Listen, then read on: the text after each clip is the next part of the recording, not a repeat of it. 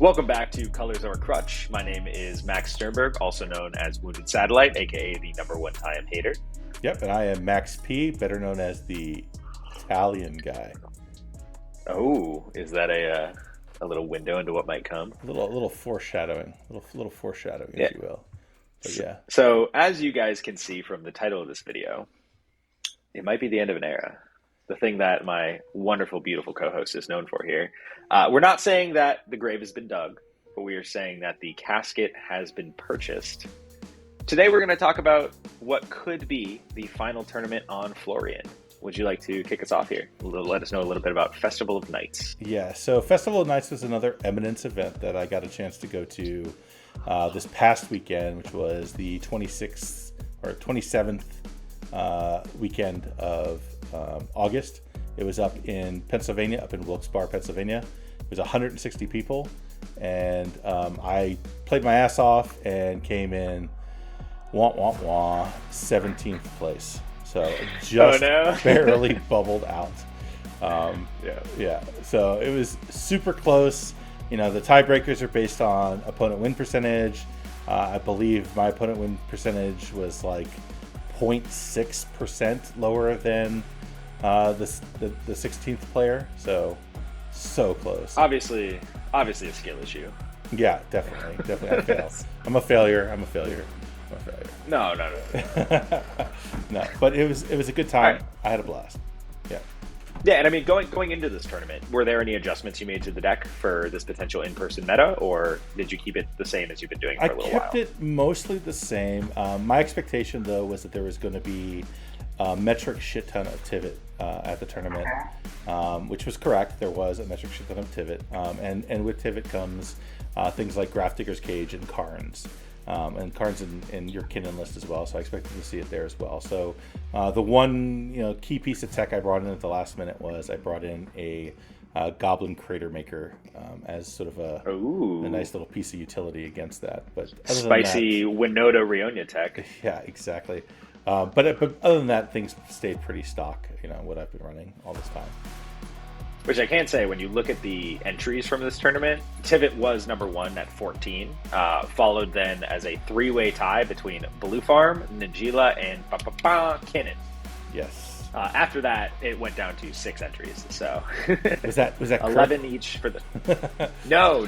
Keurig had 3. Keurig had 3 and 2 top 16, which is super impressive. But definitely, you can look at the meta, and it's like 14 Tivit, 11 each of Blue Farm, Kinnan, and Najila. Like those are the primary meta that people are focusing in on right now. They are the decks that have been performing super well in tournaments lately, along with Rogsai. Rogsai only have 4 here, but I mean, Kinnan's been dominating. Najila's won a few tournaments lately. Tivit has just shown itself to be this incredible deck, and Blue Farm is always going to be Blue Farm, and has also been winning these tournaments lately as well. Yep. So it was exactly as I expected. I think I saw Tivit at 5 of 7 rounds. So I saw it. Oh, wow. I just saw it continuously all day and all night. Even in LobbyCon, there was Tivit everywhere. So I did not end up using Goblin Crater Maker to do anything, but oh well. Sure. I still felt comfortable with it in my deck. Put it that way. No, I mean, that's kind of like, remember Snake had Sardian Avenger in his Blue Farm deck that won, and the only thing it did to him the entire tournament was deal 2 damage off an Adnos. Yeah. If I had to do it over again, I'd probably run Delayed Blast Fireball in that spot, just because there were a couple of Najila decks that got a little crazy that I could have, used I didn't think about that. That is an excellent card for Florian. Very similar to the way Omnixos uses it, just getting the same normal 3-mana casting cost from exile, but getting that 5 damage effect. Yep, absolutely. So yeah, break us through the rounds a little bit. You don't have to go, I won't go into too much detail. Play by play, but give us the highlights. Let us know what happened, what you think worked, what didn't work. Yeah, so I lost my first round. I went for a turn 2 win with a Necropotence line into a Final Fortune. I had lined up multiple win attempts, but in the end, my opponent had one last out, and it was a Demonic Consultation. Blew his deck away, found a Mindbreak Trap, stopped me, and I was out of the game. Turn 2 was a win. I won't go into too much details of that one. It was a nice, clean win. Turn 3 was, or round 3 was another loss. I'm trying to remember the details of it. It was a horrible game. It was a punt. Keep a hand that you should never keep. Basically, I was praying for a Ragavan to do some work, and every opponent played lots of creatures, including their own Ragavan, and I was just completely shut out of the game. So don't keep hands like that. Yeah. Round 3 was a epic win, and I'll talk about that one just for a second, just because it was so crazy. I had to mull to 5, and it was not a great 5. It was a no land 5, but I did have Gamble, I had Chromox, I had Lotus Petal, and I had a Goblin Welder, and then a Rending Volley. So I draw step, played the Chromox, exiled the card I drew, played the Welder, played the Lotus Petal, passed. And then at that point, I'm just praying that, number 1, I can use the Rending Volley on something, and number 2, that whatever I draw is going to be something I could put on the battlefield, and then gamble with nothing in hand, so I could dump Citadel into the graveyard. Makes sense. Yeah, it's not the kind of hand I usually like to keep, but at that point, I'm just praying for it. So I do that. I mean, go on. Turn 3 Welder. Yeah, well, turn 3 Welder into Citadel on a mull to 5 is definitely like a reasonable thought process. This would have been turn 2. Turn 2 Welder into Citadel. Oh, so it would have been. Well, it would have been pretty bad. lightning. Yeah. It would have been pretty lightning. But yeah. I go to my draw stat. So my opponent casts a Esper Sentinel. I kill the Esper Sentinel with a Rending Volley. Right, looking like, oh, dude, I can't let you have card advantage. I don't want to like send too much broadcast here. And then I go to my turn. I cast the Gamble. I drew a Conqueror's Flail, which I can't play at that point. So I cast the Gamble. It's like a 50-50 shot. If I discard the Citadel, I'm in business. If I discard the Conqueror's Flail, I'm blown the fuck out. So I cast the Gamble. I put the Citadel in my hand, and I discard the Conqueror's. I discard the Citadel. I mean the Kicker. I discard the Conqueror's Flail. Right. So now I have no land. I have a Chromox. I have a Goblin Welder, and I have 1 card in hand. That's a Bolus of Citadel. Wait, could you not have cast? Could you not have cast the Conqueror's Flail? No, because I had to sack the Lotus Petal to cast the Rending Volley to get that out of my hand. Oh. Yeah. Right. Yeah. So total blowout at that point, right? So I'm sitting on the stupid Welder, the Chromox, and Citadel, and nothing. And I pass the turn, and I'm playing against Adamar, Najila, and Yuriko. And, not Yuriko, Tivit. It's Tivit. Yeah, I'm playing against Tivit. Yeah. So it's Tivit. Every round was Tivit. Yeah, every round was Tivit, right? So I just pass the turn. They start doing stuff. At one point, Najila has like 10 warriors in play. Adamar is like a 6/6. Tivit's been getting blown out because they're all just ignoring me, and everyone's beating each other up. The Tivit player is down to like 6 life. Adamar players at like 11 life, and the Najila players, just crushing everybody. And at this point, though, I've managed to build up the board a little bit. I have my commander, I have some lands, and I have a Wishclaw Talisman in hand. But I didn't play it. Right? I'm just sitting there holding it and hoping for a miracle. I also had a Red Blast, and the Tivit player goes and tutors for a Languish, and he wants to cast the Languish to wipe the board. It's going to wipe all the warriors. It's going to get rid of Najila, but it's going to leave Adamar. And it's also going to kill all of my creatures. And my only hope of staying in the game was that I needed to get another turn and try to do something with a Wishclaw Talisman, right? So, he wants to cast a Languish, and I'm like, dude, you can't cast a Languish right now. If you cast a Languish right now, then Adamar just wins the game. So I managed to talk him out of it. He doesn't cast a Languish. Instead, he casts a Null Rod. Right. So wait, 1 second. Tivit cast Null Rod? Yeah, he cast a Null Rod. Why are they playing? I don't know. I can't answer that question. I don't know, but I. Oh no! I'm wrong. I'm incorrect. I'm actually completely correct. Curse Totem. He played Curse Totem, and then the Adamar player, right? The Adamar player casts a Collector Roof. That's what it was. Yeah. So there's both. Okay. That way more. Sense. Yes. So now there's a Curse Totem on Tivit's board, and there's a Collector Roof on Adamar's board, right? So Adamar takes their turn, passes to Najila.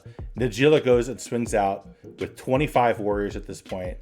Adamar managed to do enough blocks to get down to stay alive at 1 life, and then Najila cast Throne of the God Pharaoh. Do you know what that card does?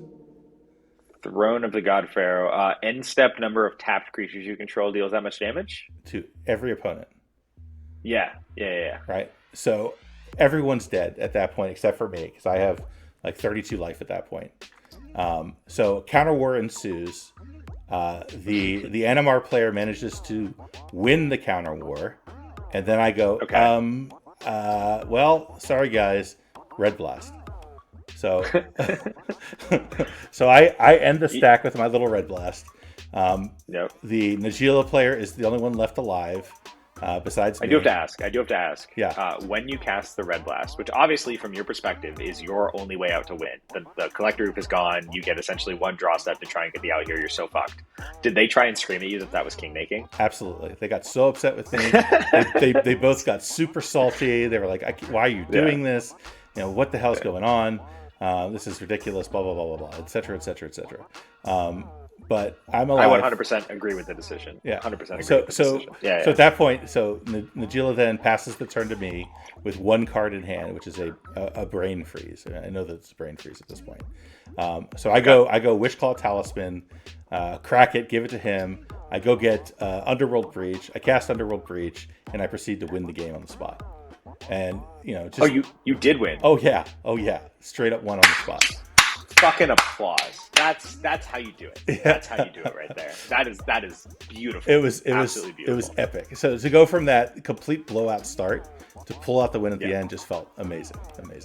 Those are the ones that hit home. Those are the good wins. Yeah, it was a good time. And then from there, I went to the last game of the day, which was against Comedian. He was on Kinnan in first seat, Winoda in second seat, and poor Yuriko who mulled to 3 in third seat. Not winning that game. So looking pretty rough, going in 4th seat. But in any case, it gets around to my turn. I play a Memnite. I cast an Imperial Seal and I pass. But in my hand, I had Dark Ritual, Cabal Ritual, and then a land, and Bolus. And Adnaz is on top. And Bolus of Citadel. And what's on top? I tutored for Culling the Weak. So. Okay. Right. So more mana. Okay. Right. So it gets around to my second turn. I call my Memnite. I play a land. I cast Dark Ritual. Yep. I cast Bolus of Citadel. Oh, I didn't even play the land. I had the land still in my hand. I go Culling the Weak on the Memnite, Dark Ritual, Bolus of Citadel. Turn 2. Hadn't played a land drop yet, and it resolves. Right. I have a question. Mm-hmm. Are you on Sensei's top? Yes, absolutely. Why not land Cabal Rit? Oh, I guess that doesn't get it. That does not get there. Get yeah, it does not get there. Yeah, that doesn't get the other option. Okay, never mind. The other option at that point is I could have gotten Adnaz. Right. I was going to say, I feel like Citadel. Okay, that's actually an interesting conversation. In a generic way, would you say that Citadel with no land drop done is better, or Adnaz from like 40 life? Because I feel like Adnaz is the play there. It's a tough call. It's really a tough call. I mean, if I'm playing Citadel pre-land drop, typically that's good game. I mean, I don't run enough lands in the deck. I run 26 lands for that to usually be a problem. Usually that's just enough that I just get there. The problem with Adnaz at that point is I already had 3 rituals spent, right? Or I still had Cabal Ritual in hand, right? But I lost my Dark Ritual. I lost my Culling the Weak. That's a lot of rituals down. So Adnaz is significantly worse at that point than it would have been. Makes sense. Well, you wouldn't have had the Culling the Weak in hand, so that would still be a live hit. But yeah, sure, you are banking. But I would have the free mana. I would have had to use the Cabal Writ. So I would have had to go Dark Writ, Cabal Writ, land, Adnaz at that point. So I'm down 2 rituals either way. So I didn't feel like Adnaz was better than what I had in hand with Bolus of Citadel. But in any case, I cast a Bolus of Citadel. I believe I cast like a Goblin Engineer off the top. No, I didn't have. That was next turn. I did basically nothing. I land drop on top, and then followed by another land. So just double breath right off the get. Right off the get. And all right, so I'm screwed. Pass turn. Kidden takes his turn. Doesn't do a whole lot. Winoda goes and just blasts me. I took like 30 damage or something, or no, 25 damage on that turn, and I'm down to like 14. But I get back to my turn, right? I draw my card, and first card on top is Scheming Symmetry. So I'm like, all right, here we go. That's what you like to see. That's Right. what you like to see. So that wasn't the first card on top. I cast a bunch of other stuff first. I cast a Goblin Engineer, a Dothy, and those two first, and then I cast the Scheming Symmetry. I hold priority. I look underneath, and there is a Abrade. It's my second card under the Scheming Symmetry. I cast the Abrade targeting Comedian's Kinnan. Okay. Right, because I want to take him off of Fierce, and I also want that card in the graveyard rather than being, somewhere in my library. And remind me one more time what you were against. So it was Kinnan, Winota, and it was Yuriko. Yuriko One was red player at the table. One red player at the table. right. So Winota, at this point, Winota had one card in hand. Yuriko was hellbent, and Comedian. So Comedian clearly didn't have any interaction to stop me casting spells. But what he did have is, so when I cast the Abrade targeting his Kinnan, he's like, well, now I'm going to have to stop you. And I'm like, well, you would have stopped me anyway, but okay. And he casts a Chord of Calling. He gets a Manglehorn, and he uses the Manglehorn to blow up my Bolus of Citadel. Okay, so that would have happened either way. Yeah, that would happen either way. But from my perspective, I'm fine with that. I still have Florian in play at this point. At this point, I have Florian in play, and I'm like, okay, I can work with this. I go and I get Underworld Breach, because I also have, at this point, I have LED in my graveyard as well. I forgot how they got there, but it was there. Goblin Engineer. No, Goblin Engineer put Grinding Station into my graveyard. So I had both Lion's Eye Diamond and I had Grinding Station in my graveyard. So I'm like, okay, that's cool. Manglehorn resolves. Citadel goes to the graveyard. I put Underworld Breach on top. I attack with Florian. I get Underworld Breach. I play Underworld Breach. I bring back LED. I sack it. I generate some mana. I bring back LED again, sack it, generate some mana, and then I cast the Grinding Station. Right? Grinding Station enters tapped because of Manglehorn, but it untaps itself. Right? So I'm still in business at this point. So I play it. Trigger to untap goes on the stack. I'm about to win the game, and Winota looks at the one card in their hand, and it's Touch the Spirit Realm. So they touched my Grinding Station, and at that point, there was a line where I could have abraded my own Grinding Station, but if I had done that, I wouldn't have had enough cards in my graveyard to go mana positive through the Manglehorn. So it wouldn't have mattered. But the one card in their hand stopped me, so I ended up losing that game. Feels bad. Feels bad. Just a little bit of bad luck, for my opinion. That game and the Demonic Consultation game both felt like I was very close, just couldn't quite get there. And then you got to applaud the resiliency there of Florian. Yeah, definitely. To just keep pushing the win attempts. Yeah, just keep. That's the way it works. And it's an interesting conversation because everyone talks about blue decks and wanting to have protection, from counter spells or play white so you can have Grand Abolishers, etc. But here's the reality: is if someone counters your win attempt, what also works just as well as a counter spell? Another win attempt. Exactly. Yeah. So if you could layer your win attempts, trade-off. Yeah. So if you can layer your win attempts, it's just as good as having lots of counter spells and protection. So in any case, it's almost like I brewed a Rogsai version with my buddy where he was just like, I just want to go fast, and I was like, well, what if we take away the counter magic and just add more rituals and more tutors? And that's essentially what Rakdos is. You're just saying, fuck the white protection, fuck the blue counters. I just want gas, like nothing else. Well, and the win conditions layer so nicely together that you could just you just take multiple stabs at it over and over again and use pieces multiple times to try to get there. So it is very resilient, much more resilient than people realize. People realize, oh my god, my language. So anyway, onwards. Went to a day 2. I really needed to win. I really needed to win out to feel confident. But at bare minimum, to have a shot, I need to win in a draw. First game ended up being a draw. It was a crazy game where we went almost to time and then shook hands and agreed to a draw because it came down to a Traxa coming down, seeing a random 10 cards, and whether those 10 cards would win the game or stop the Najeela player from winning, who also had a win, with known information. Like we knew that they also had a win attempt. So it was like, do you guys want to, roll the dice on this on these 10 cards, or do we want to just take the draw now? Because if we don't, you don't have a chance. So they took the draw. We all took the draw and moved on. And then I managed to win my last game, game 7. Which was, a typical win. I played it nice and clean, but really it was all about politicking and teaching the table how Crick plays, because Crick was in seat 1, and we know how that can go. So I say, listen, blue players, before we start, let me talk to you about Crick for a minute. Have that conversation, get them ready, and then the third player was on the Azorius partner deck, background deck, which is basically Noble Heritage, and then I forget the name of the blue guy, but basically it makes infinite mana with the ham sandwich and wins the game. Okay. So I knew that deck because I played against it way back in November at Oko, so I coached the table how to play against that one as well, and then ad-nosed on my turn and won. So it was pretty sweet. Nice.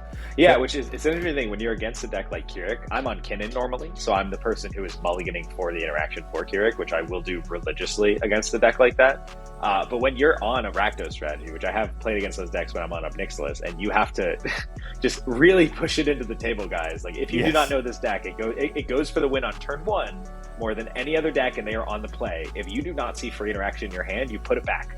Yes. Yes, exactly. You find new hands. Exactly. I'm like, all you need is a mental misstep. Yeah, just have some free interaction, guys. Please, anything. Do not let this guy just win on turn 1, because I will be very sad. And what did he go for it on turn 1? Was he able? No, he didn't. He went for it on turn 2, right into my Oppo agent, which was sweet. Beautiful. Yeah, beautiful. So it was a fun game. But then the other guy went for it on turn 2 as well. The Azorius infinite mana background guy. He went for it, and I had to coach the Kinnan player through stopping him, which was fun. It was fun. No, he did all the right things. He was a good player. So and then I ad-nosed on my turn to win. It was beautiful.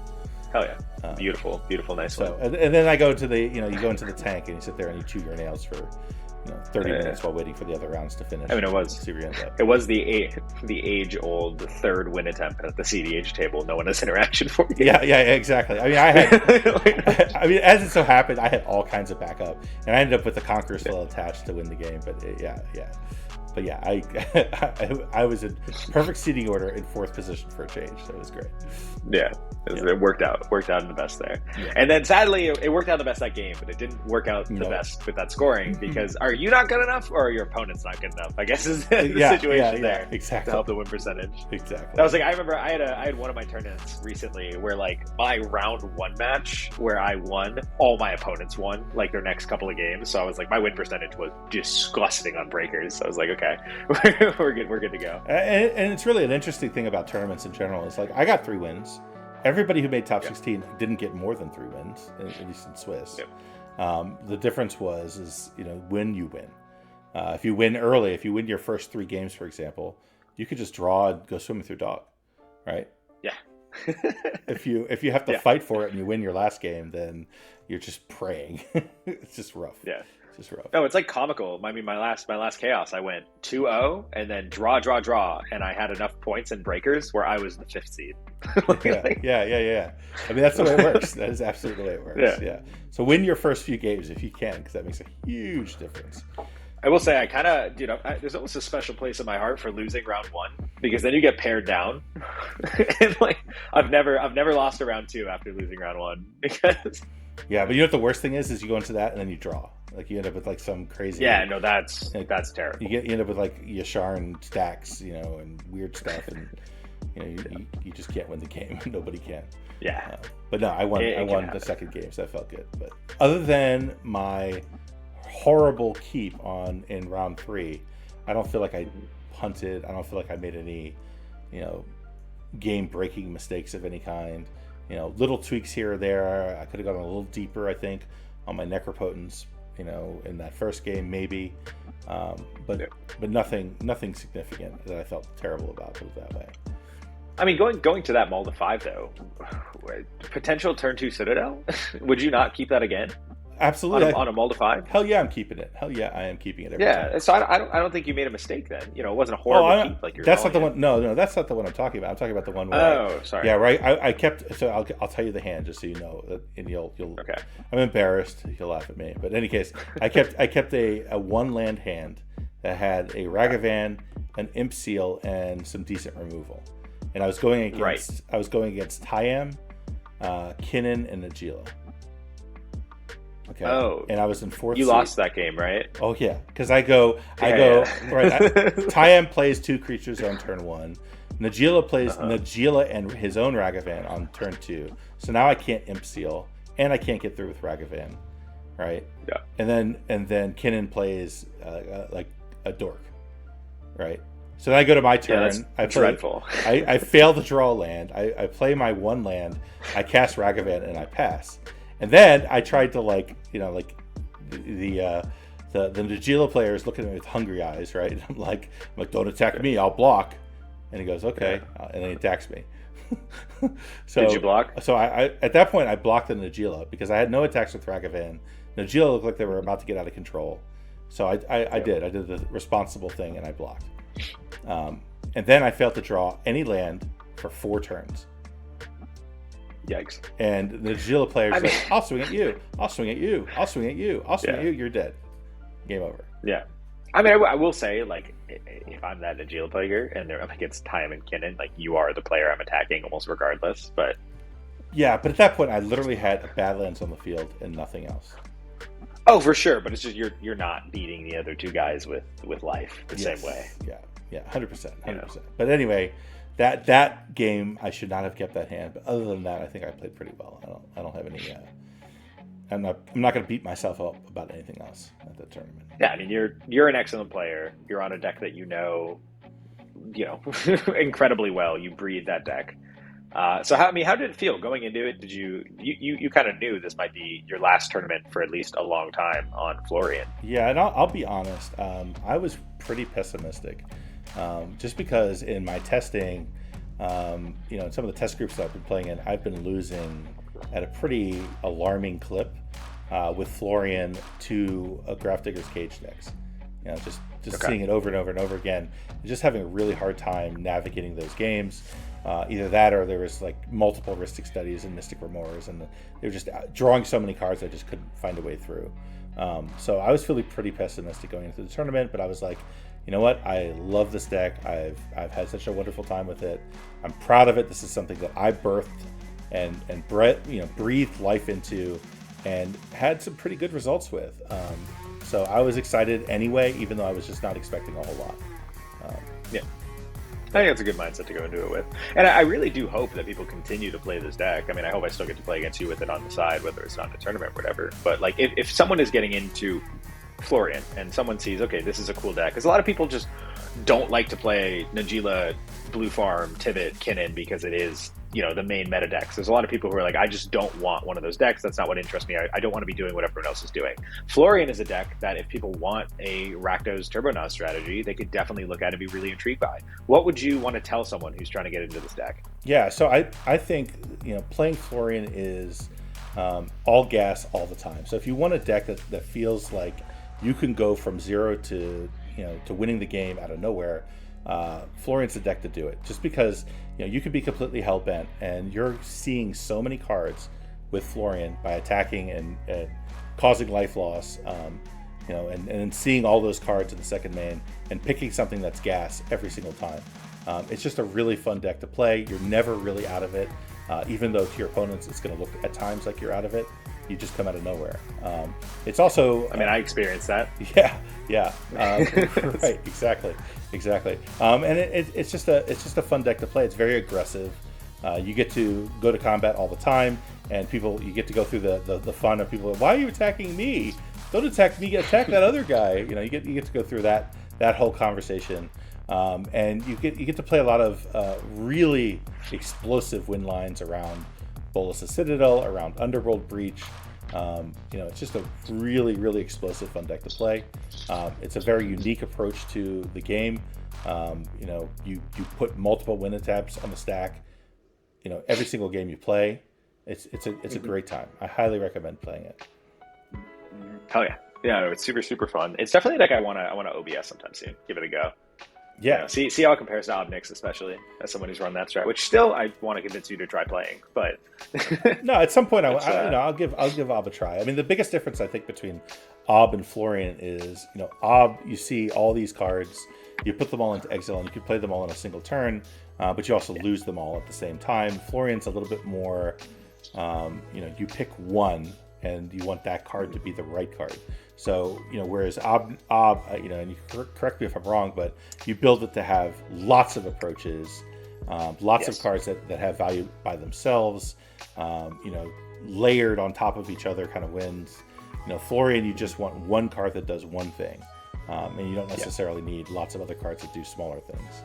Ob is a lot of loops and packages that are incredibly layered together. So if you lose one piece, it doesn't like cut you off of a win ever. Right. Florian, you want to put like a permanent into play that does something. Like I'll play a grinding station. Okay, now I have A and I just need B, right? I just need to go find breach. Or I'll play, an unassuming card like a Stitcher Supplier, right? And then I need, I got to get my breach and my culling the leak. Or I get a Sensei's Top, and now I just need to get Citadel. So like it plays a piece onto the field unassumingly and then just wins. Because you see so many cards with Florian, it's easy to find your pieces. The other thing I love about Florian is the consistency that it brings. When you sit down at the table, you look across, you're like, oh, okay, I've got a Winota over there, I've got this is going to be a grind fest. Okay, that's going to be my game plan. I'm going to play to build a strong combat field, and I'm just going to punch people in the face this game. Okay, so now when I do my Florian attacks and I look at 6 cards, okay, what advances that game plan specifically? And I can consistently support that game plan each time, right? So that's something. I think Florian's. Sorry, I didn't mean to cut you off. No, go for it. I mean, Florian's trigger almost has a reflection to like Atrax's trigger, where it's not actually drawing 10 cards, but the advantage of selection out of cards can sometimes be much more powerful. Yeah. Where like, would you rather get one specific card out of 6 with Florian, or would you rather get 3 random cards off the top with Obnix? And there's pros and cons to both. Right. And I think the other comparison is always to like Tymna decks. So Tymna decks, you get to draw the cards and you get to keep those cards, and that's great. But what is the ceiling for a Tymna deck is, at best case scenario, if you can find 3 lanes of attack and 3 creatures to do damage, then you could draw up to 3 cards a turn. Right. That's the Tymna ceiling. Right. Florian just needs 1 lane of attack. It doesn't matter. I don't have to hit 3 different players. I just hit 1. And I hit that 1 player as hard as I can, which offers something in and of itself. And then I get to see total amount of life lost cards. So I don't have to worry about complex multi-opponent attacks. I go down 1 lane, I look at a big chunk of cards, and then I pick 1. And in my experience, I've played a lot of Tymna decks. It gets really annoying when you draw 3 lands. That doesn't happen with Florian. Right. Do you ever just like lightning bolt someone's face to look at 3 more cards? Absolutely. Yep. Nice. Yeah, you get in a lot of these turns where like, okay, I have the win attempt in my hand, right? But I would really like a piece of protection. So I go swing as hard as I can, and I lightning bolt someone's face just to maximize the amount of damage that I do, so I can hopefully see a protection piece that I can get. Right. Yeah, makes sense. Very proud of the deck. Yeah. Deck is gas. Yeah. And so, should we talk for a little bit about what deck you're moving on to? Yeah, we could do that. One curtain is closing and another window is beginning to open. Yes, it's time for me to begin my Talion arc, if you will. The Demir, yes. The Demir era. We're still staying in 2 colors though, because colors 100%. It's really funny to me that I look at my decks now, because we're brewing Talion together, and that is a deck I am going to build in paper. And so my 3 paper decks, and technically I have Winota on the side and it still follows this category, is Kinnan, Obnixilis, and Talion. So I think I have my place in the 2-color world. I don't like having to worry about all these fetch lands and which one to get. Right. I know what land I'm getting. I am getting my 1 excellent duel, and I don't have to think about it. Yeah, exactly. I don't have to care. Oh, fetch land? I think I know what I'm going to do with it. Well, do I get the tapped one or the untapped? Oh, we get the untapped one. Yeah. Easy. Yeah. Oh, 2 life. But this is a deck that doesn't care about life. So. I'm very excited to start playing Talion. I already have it built in paper. I've already been playing it for a couple of weeks now. Really enjoying it. It's a extraordinarily different deck than Florian. Whereas Florian is super aggressive, wants to beat your face in and win quickly. Talion is the diametric opposite of that. I want to get control of everything, sit back, relax, and watch you die. Yes. That's how Chief Ascension, baby. Yeah. And it does so well, and it's such a different way of attacking the game.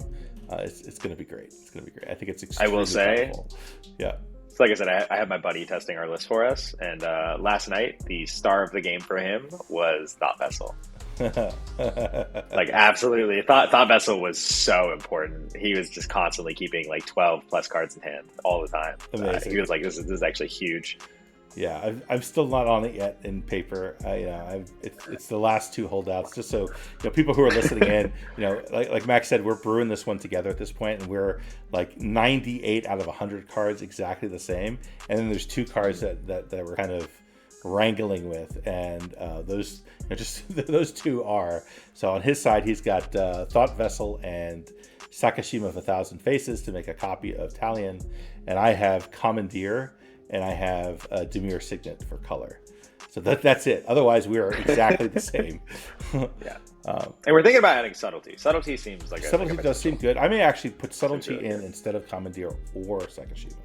I know you don't like that, but I'm right and you're wrong. I think maybe I don't think we need Limb Duel's Vault that bad. I will say though, Wandering Archaic last night, banger. That was so when I was talking about the deck with my buddy before the game, before I got him to switch, because he was playing Talion, and I looked at his list, and he took the list I sent him like 5 days ago that was a little different, and he changed like 15 cards out of it, and the cards he put in were honestly terrible. He was on like some real fuck shit. He was on like Stifle and stuff instead of Trick Bind. I was like, bro. But I talked him over to our list with all the various synergies, and I forget exactly where I was going with this. Wandering Archaic was a big one that he was like, why would I play this 5-mana creature? And I was like, it is your Grand Abolisher, and it makes you unbeatable. You're a control deck that just wants to win every counter war, and this means you win every counter war. Yep. And he played the Wandering Archaic that game, and he was like, this is bonkers. Yeah, it's like, so good. It's so good. It's so good. So good. Yeah.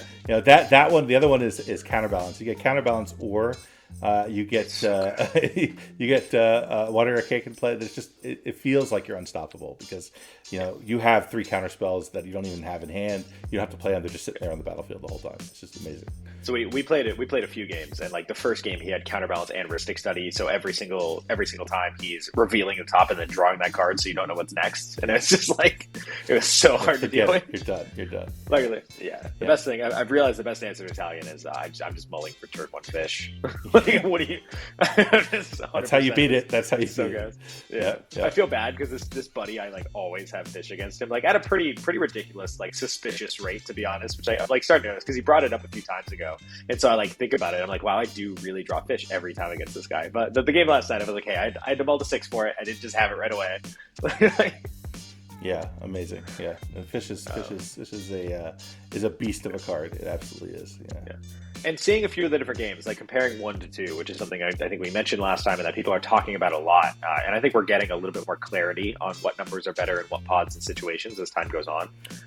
Generally, in early pods where you're expecting lots of like talismans and signets and Kinnons and Archivist of Agua, all that kind of stuff, 2 tends to be generically better.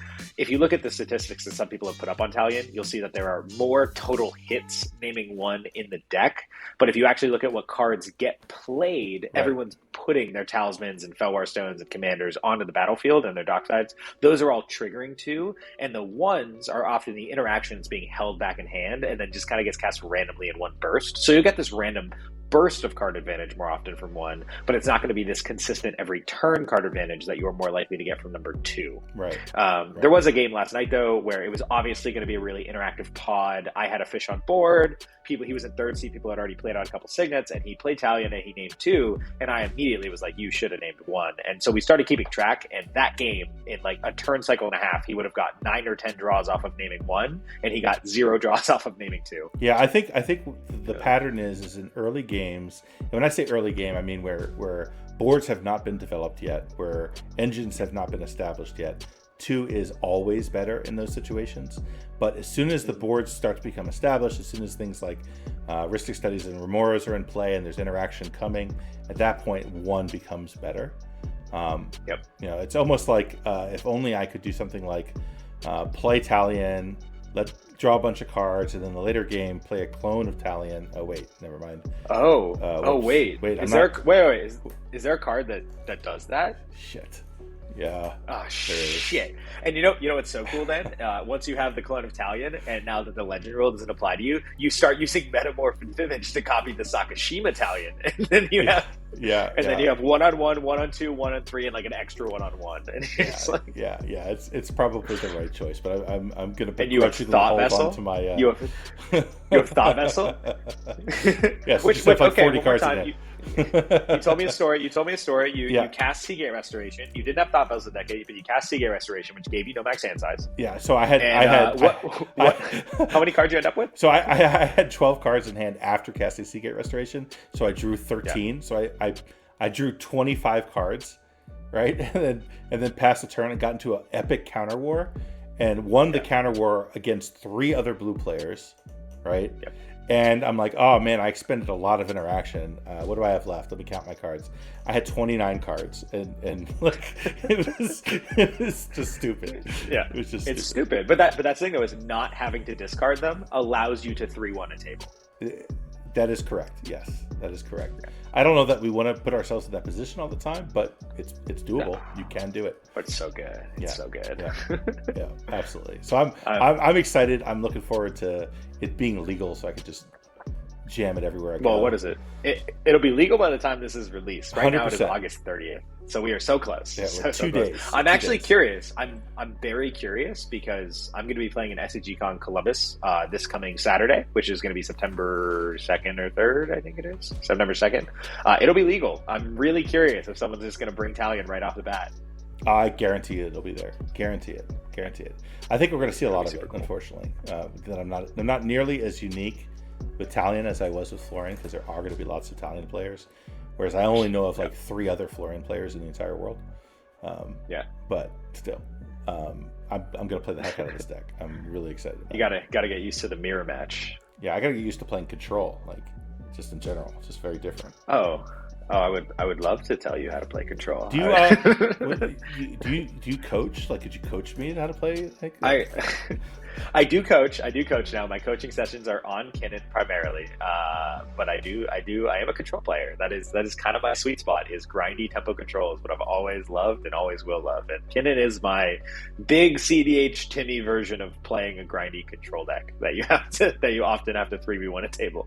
Yeah, and it's fun fact. Everyone knows me as the Florian guy, and not playing control and not playing blue. But before I started playing Florian, I was a blue player. All my 60 card games, I was playing like either blue-white control or Esper control. I've always loved control, so Florian was a very different step away for me. But so it feels in some ways like I'm coming home on some level. So. You're completing your journey. And what was your initial, what pushed you towards Florian initially? Yeah, so when Florian was spoiled, I looked at it. I was playing Blue Farm. And I saw Florian spoiled, and I was like, I am sick and tired of these games where I'm drawing 3 lands off of Tim and getting nowhere. This seems like I could get somewhere. But I'm like, but it's just Rakdos. It's not enough colors. It's probably not that good. And a buddy of mine who I was playing with regularly at that point was like, you should build it. You won't build it. You won't build it. Mm-hmm. And of course, when someone tells me I'm not going to do something, I'm instantly doing it. So went all in, built it, and it just started wrecking people immediately. And I was like, this is actually really good. Yeah. Which I can say, the feeling of when you brew a new deck and you immediately start dunking on people with it, which I was fortunate to get to experience with Omnixilus, because I was one of the first people to build Omnixilus. Right. It's awesome. It feels so cool when you're just like, I birthed this and it's good. Yes, yes. And I went back and I looked. So the first day that I played Florian at my LGS was September 26th, 2021. And I don't even think it was legal yet.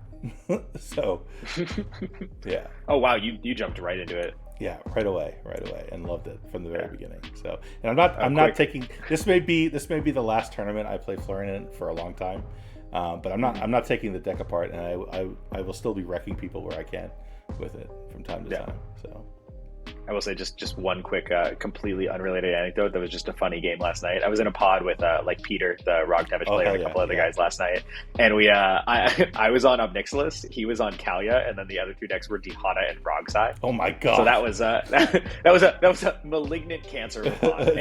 Turn order simulator. Turn order simulator, and I was on the play, baby, and I kept a hand that I'm not a turbo player, so I was like, I have to ask you guys if this was a good keep after this. My hand was it was one land, Soul Ring, Felwar Stone, Bolas's Citadel, Son half Magda. Was my keep, and my top deck turn one was Imperial Recruiter. Oh god! My top deck was Imperial Recruiter, and my top deck turn two was Dockside. Or no, not Dockside, was a land. So I got to go land, Soaring, Felwar. They played a bunch of rocks in the turn cycle. Turn two, land off the top.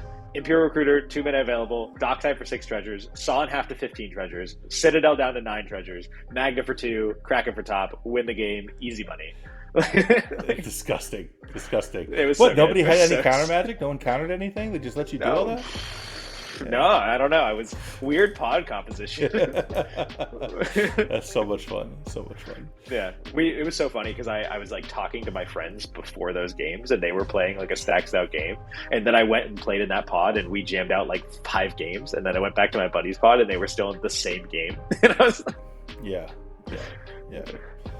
craziness. So I don't know. Do we want to go over the top 16 of Festival of Nights real quick? Should we just go through them? Do you want me to run it through really quickly here? Yeah, why don't we do that? And I'll add some commentary. The players I played against, I'll mention. But yeah, go for it. For sure. First place, you got Jorman and Tigua. Sorry if I butcher names here. On Blue Farm, the overall winner. Did you play against him? I didn't play against him here, but I played against him at Oko. I played against him a bunch of times. Jorman is a really cool dude. He plays up in New York at Rip and Ship all the time, as does the guy who came in second. I'll let you go to next. Yeah, Malcolm Beckford, Sisei Weatherlight Captain. I was fortunate to catch the end of one of his stream games where he was able to pull off an awesome win. He had a little quick interview with Jamaican dude right after. Loved his confidence in the way he talked. This man knows he's good, and it's no problem saying it, which I respect the shit out of. He's absolutely one of my favorite people in CDH. Like at some point we should get him on here just to talk to him, because he's just really fun to play with. He's always upbeat. He does not play what everyone else plays. He's always a little bit off the beaten path. It's just an excellent player. So. And then in third place, we have the Surfside champion, bringing back, I'm not sure if he changed the list, but Rogsai once again. Obviously, Zane, incredibly respected player who I think everyone knows. Yeah, and Zane is on Rogsai, a.k.a. Rakdos plus Copium. So he did pretty good. He did kind of punt away his win at the end there. He actually did have a line to win in the Final Four game, and just it was a very, very narrow line that he didn't see. And I know he missed the colorless mana from like a mana vault. You can turn into colored mana by using the colorless from the mana vault to equip your Paradise Mantle to creatures and then tap those creatures for colored mana. And he missed the filter line there. Yeah, and then we have Shauna, of course, on Niv Mizzet, of course. One of my favorites. Yeah, one of my favorites. I've not. Yeah. Go ahead. I haven't gotten to play against Shauna in a tournament yet. I've only gotten to play games with her on like the Nexus. I respect the shit out of her. Like I haven't gotten enough games with her, but she's such a cool pilot. I love the way she runs her deck. I mean, her deck is gorgeous. I love shiny things. Obviously, that's just always great to see. But she's such a good player. I really, really love watching her games and seeing how she uses interaction. Shauna is a badass. She is absolutely one of the best pilots in the format at this point, bar none. And it always amazes me that she doesn't have more tournament wins at this point, because she's definitely got the skills for it. And I think it's just like a little bit of variance keeping her out of the top spot. And I think we're going to see her start to take down number ones pretty soon here. I hope I get that too. I think the biggest obstacle, frankly, is that she has a giant tattoo of the Dragon and not a tattoo of Niv Mizzet. It was very interesting this weekend. So I saw a picture that someone said this is Shauna's Niv Mizzet. Is her Niv Mizzet a altar that Niv Mizzet is wearing a hot dog suit? Is that true? That's one of her altars. She has multiples. Okay, yeah. I didn't realize that, but that is amazing. I saw that picture and I was like, "There's no way." Yeah. Fifth place we have Adam Benheim on Malcolm Timna, mulling for Malcolm, which I haven't seen that deck actually put up numbers. I know it's respected and it's good, but I haven't seen it get a lot of actual top 16s. Yeah, I was happy to see Adam again. I played against Adam at Oktoberfest back in November, and we played against each other in our quarterfinal round where I won. And he punted pretty hard in that game, was really beating himself up for it. I ran into him like 6 months later and he was still upset about it. But he pulled it all together in this tournament and just wrecked everyone. He was number one coming out of the Swiss by far. Good player. So congrats to Adam. Yeah, props to him. And then another Adam in 6th place on Malcolm File Smasher, which is not a combo I've seen too much. A different Grixis pile. I'm sure also trying to do Glinthorn stuff this time instead of just being Ad Nauseam Breach. Yeah, I did not see him at all in the tournament, so I don't know. Other than looks like he won, so good. Yep. Is Cal Tillman playing with Power Cal? No, that's a different Cal. Okay, yeah, that's a different Cal. Okay, well he was also on Nimbizit. Okay, in 8th place we have Ben Loeb, also on Rogsai, another Rogsai pilot. A fun thing to point out, right? So looking at this list here, so Adam Ben Chaim, nice Jewish boy.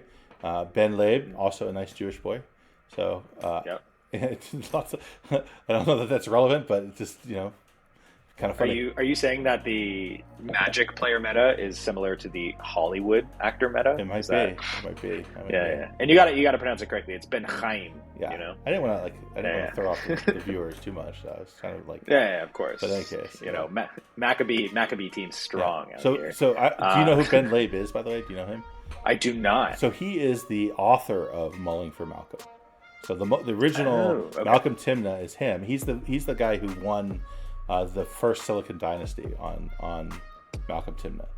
So he's an excellent player. He's won a few tournaments, I believe, or at least top four several. So he's a incredible pilot. Awesome. And then good to know. In 9th place, we've got obviously Comedian on Kinnan. Always a good pilot. Love to see it. Yeah. Love to see it. Doing the comedian things, I think the joke is Ian could top 16 with a ham sandwich, I believe it. He really could. I believe it. I need to talk him. See if I can talk him into playing Florian. That would be fun. That would actually be a really good one. And yeah, his Kinnan list was also, I did look at it. It was like 15 cards different from mine. He definitely took it his own way. If you go back to his February Mox Masters list that he called Winnin', it was pretty reflective of that with just some updates. Yeah, so still very much doing his own thing with it. And then back to back in 10 and 11, we have Aaron, another Jewish boy, Ryberg, and Max Safran, both on Keurig, son of Yagmoth. Yes, these guys were actually really good pilots. It was really interesting to see them there because they were new to this whole scene. Like these are new to big tournament players, and they brought it, man. They did not mess around. I talked to Max a whole bunch in LobbyCon. Did not see him in the tournament. There was a third Crick player who was in the tournament that I did play against. But was that the one who was on stream? No, I don't think so. I think it was Aaron who was on stream. Did you hear about? Oh, I hope it wasn't. Did you hear about this punt? No. What happened? Oh my god, dude, this is so bad. I was like screaming at the screen. I was a little harsh in the Twitch chat there. I maybe should have toned it down, but I was just shitting on the guy. So I came in, and he has Keurig, and we know he has Hoarding Broodlord in the graveyard. And he goes to try and gain a little bit of life back. So he swings with Keurig in combat. In the Declare Attackers phase, a guy tries to snap Keurig. And in response to the snap on Keurig, this guy goes... Necromancy, instant speed for Hoarding Broodlord, Saw in Half, Sacrifice, and tries to cast PETA in combat. Oh no! Oh no! Oh man, that's horrible. And everyone was just like, "Dude, come on, my guy!" Like, that's no rough. way. That's rough. So they had like a huge judge call. He tried to walk it back, but it was like way past walking it back. Like cards had been drawn on Ristic, and they were just like, "Okay, the second you move phases, your sacrifice mana is gone." And this guy was upset. And then this was a game I got to see Malcolm win. He was Sisei in next seat, and he was so tilted that Sisei had a fucking what's the 1 mana white protection legendary Skrelv on board. Oh yeah. And like in his tiltedness, he just like threw off his mana on a removal spell for Sisei that he just tapped Skrelv for and then passed. Oh my god. It was brutal to watch. That's crazy. Brutal to watch. Yeah. 12th place, we have Kai Powell on Narset Enlightened Exile. Super cool deck. Excited to take a look at what he did with it. I also have a Narset that I brewed with people not too long ago. Yeah. Kai is Fervent Alchemist, for those who don't know his Discord name. Great player, a lot of fun to play with. Super positive, fun. Just a really cool guy. So glad to see him do well. Yeah, and then 13th we've got Sharky, Eric Matner on his Krom Tevish list. Funny story about Sharky is I had not met Sharky in person. So like we're in day 2 and I'm like, damn man, I still haven't seen Sharky. I want to meet Sharky. And I go and I ask someone like, hey, do you know who Sharky is? Can you point him out to me? And he points to a guy who's basically sitting next to me. And I like had been around basically the entire weekend. I was like, oh my god, you got to be kidding me. So yeah, no, that was I heard that from a few people. They were like, Sharky looked different than they were expecting, and no one figured out who he was for a while. I think Tony said the same thing to me. He was like, I had no clue who this guy was, so I wanted to meet him. So funny. Then we have Krom Tevish. Oh, that's Sharky. Yep. Then we have. Gonna butcher this one. Kohei Ando Mizuno on Yuriko the Tiger's Shadow. Yeah, I played against him in round 6. That was the game we ended up drawing. So he was in that game. But yeah. Was that the Mulda 3? No. That was a different guy. It was a different Yuriko. Yeah. Okay. Tim Sank on Najila the Blade Blossom in 15th. Yep. I don't think I played against him, so no idea. And I don't know if there's any relation to Shauna Giles here, but in 16th place we have Steven Giles on Attractive Grand Unifier. That is her brother. It is her brother. Okay, yeah, and he was also very impressive family. He was also in the draw game, so it was Kohei, Steven, and our boy Jason, JQ. Okay, nice. Yeah. That's a good pod. Good pod. Yeah. Oh, another impressive family though. I always love when I see that because like Pingmeister and Memo are brothers that people don't realize. Yes. Magic runs in family, and then at 17th place we have. Oh, I'm sorry. Who's the unlucky schmuck this time? Let me take a look. Max D. Pfeifferman. Oh, good Jewish name. Good Jewish name. Yeah. Sorry, buddy. Sorry, buddy. Yeah, I'm so happy that I get to give you shit about this, though. It's really nice for me. I've changed a lot of my Discord names to not quite top 16. I think that's it's not quite not quite there. But on my screen, if I scroll up, like I can't help but see the 17th spot. So I see it. Yeah, you have to look at it. Well, now you're gonna start just dunking on people with Talion. That'll be fun. That's the plan. Yeah. All right. So that's all for today. Well, I will say one thing before we cut. Just want to take a minute to. I apologize. Yeah, I just want to take a minute to acknowledge, the loss of Cian Colony, who was a member of the Sad Nas team, and he was only 23 years old. Died this past weekend. Just unbelievably tragic. I can't even, as a parent of kids myself, and he was an only child, I can't get my head around how awful it must be for them going through this. I had the opportunity to play against Cian a few times, including at Punt City 2. We had an epic game that I'll always remember, and I'll always remember Cian for that game. So just our condolences to his family and his friends, and Sad Nas is just unbelievably sad. There is a GoFundMe campaign set up for him. We will link it down below in the description comments. So if you have something to give, please do. I'm sure his family needs all the help they can get at this point. Yeah. Which obviously the funeral will have been passed by the time this is released, but everything you give can always still help. Yeah. So with that, I think that's it for our third episode of Colors Are Our Crutch. We are your hosts as always, Max P, and the other Max over there. Fourth episode. Oh, fourth episode. Holy crap. Fourth episode. Yeah, we're flying along through these. We're flying along through these. Yeah. But yeah, thank you so much for listening. We are Colors Are a Crutch. I am Wounded Satellite, or Max Sternberg, whichever one you're going to call me. And my co-host is, I don't know what to call you anymore. You're not, is it still the Florian guy? Is it not? My host is not quite top 16. Max D. Spider-Man. Yeah. So if you enjoyed this content, please leave some comments, subscribe, like, all that good stuff. And look forward to seeing you in the next one.